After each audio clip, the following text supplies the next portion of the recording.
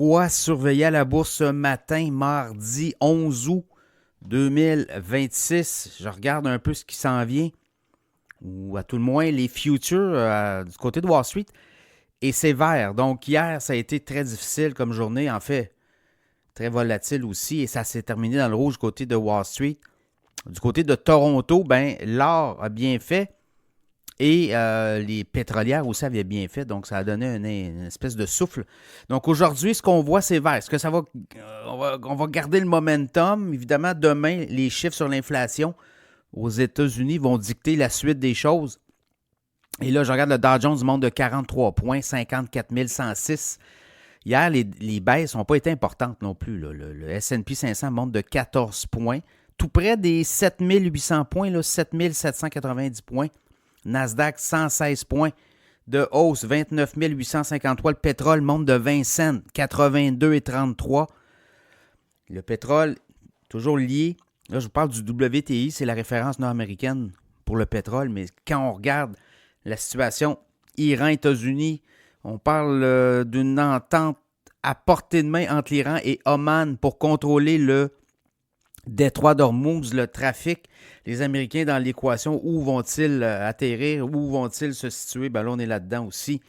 Là, après ça, je regarde du côté de l'or. L'or monte de 29 4 448 US au moment où je vous parle. L'argent baisse de 13 cents. C'est pas beaucoup, là, 65,14.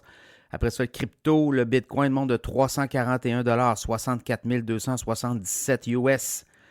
Ethereum monte de 10 1886. En Asie, c'est vert. Je regarde le Hang Seng du côté de Hong Kong, il est en baisse. Le Nikkei au Japon monte. Et le Kospi en Corée du Sud monte aussi. C'est pas une grosse montée, mais quand même, ça monte. Donc, ça a une incidence sur beaucoup ce qui est puces électroniques et microprocesseurs. Voilà, donc, puis en Europe aussi, là, je regarde en Europe, on est dans le vert. Donc, c'est pas du gros vert, mais c'est vert. Bon, il y a beaucoup de résultats financiers, beaucoup de nouvelles. Et surtout, là, demain, la Fed, ce qu'on s'attend, évidemment, les chiffres sur l'emploi. La semaine dernière, moins 23 000 emplois créés. On est tombé dans le rouge aux États-Unis en juillet. C'est très rare que ça arrive. Est-ce que c'est un incident de parcours? Je ne parle pas d'accident, mais d'incident, puisqu'on va avoir des chiffres pour le mois d'août éventuellement. Et peut-être que ça va confirmer une tendance, peut-être que pas. Alors, ce que ça fait pour la Fed pour le mois de septembre, bien, si demain l'inflation baisse aux États-Unis, bien, ça renforce la thèse qu'on ne touchera pas au taux.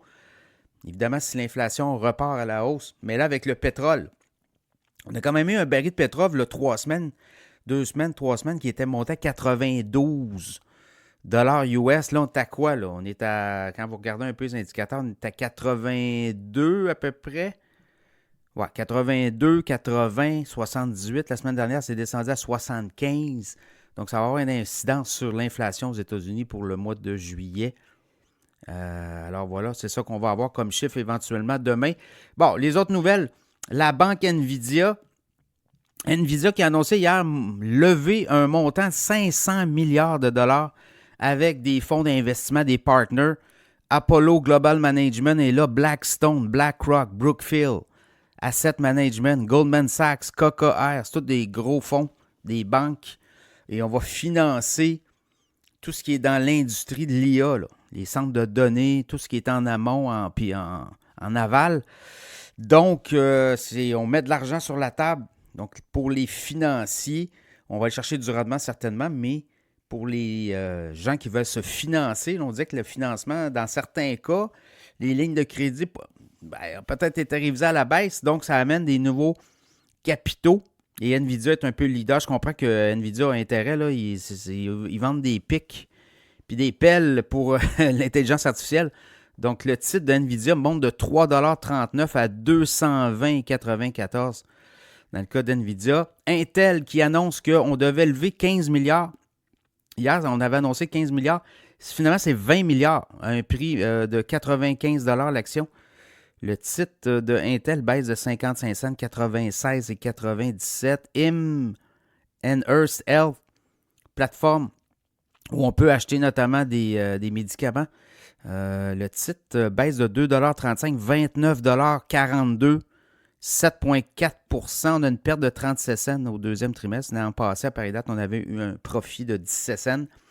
Riot, plateforme crypto notamment, monte de 3,21 $, 22,61 $. On a des bons résultats financiers au-delà des attentes et on a une entente aussi avec Anthropic de plusieurs milliards de dollars. Donc, ça donne de l'impulsion au titre. Voilà, pour le reste, il va avoir des résultats financiers là, en après-marché, ce qu'on surveille, notamment Super Microcomputer, CoreWave, Lumentum. On va avoir Cava, Franco Nevada aussi, juste aujourd'hui. Demain matin, Nebius en avant-marché. On va avoir d'autres titres. Là, je regarde en après-marché demain, Cisco, Coherent, Cerebras, entre autres. C'est des titres connus, mais il y en a. Donc, voilà. Les profits sont bons jusqu'à maintenant. Profit quand même de 25-27 % à peu près, même plus que ça dans certains cas. Alors voilà, bonne journée à la bourse.